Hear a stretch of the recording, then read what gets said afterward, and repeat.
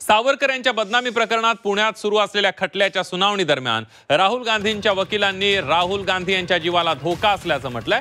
तसंच माहिती त्यांनी कोर्टाला सुद्धाही दिलेली आहे। मात्र आता वकिलांनी राहुल गांधींच्या जीवाला धोका असल्याची याचिका मागे घेतली आहे। राहुल गांधींची चर्चा न करता वकिलांनी याचिका केली होती, त्यामुळे वकिलांनी कोर्टातील याचिका आता मागे घेतलेली आहे। मतचोरीच्या मुद्द्यामुळे राहुल गांधी यांच्या जीवाला धोका अशा प्रकारची याचिका करण्यात आली होती। राहुल गांधी यांच्या वकिलांनी ही याचिका केली होती। पुणे कोर्टामध्ये लेखी माहिती देण्यात आलेली होती। मात्र आता राहुल गांधींची चर्चा केल्यानंतर ही याचिका मागे घेण्यात आलेली आहे।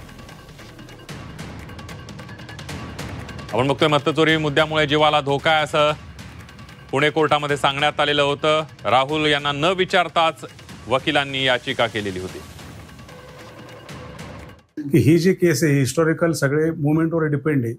भविष्यात केसच्या दृष्टीने आमचा काय बचाव असा काय त्या अनुषंगाने पुरशीच दाखल केली होती, पण आमची दिल्ली बाकीच्या लीगल टीम चर्चा झाली तर ह्या स्टेजला ते पुरशीच आपल्याला काही दाखल करायची नाही आणि म्हणून आपण ती विड्रॉ करायचं ठरलं। तर उद्या सकाळी मी कोर्टात जाऊन ती केस ती पुरशीच विड्रॉ करणार आहे।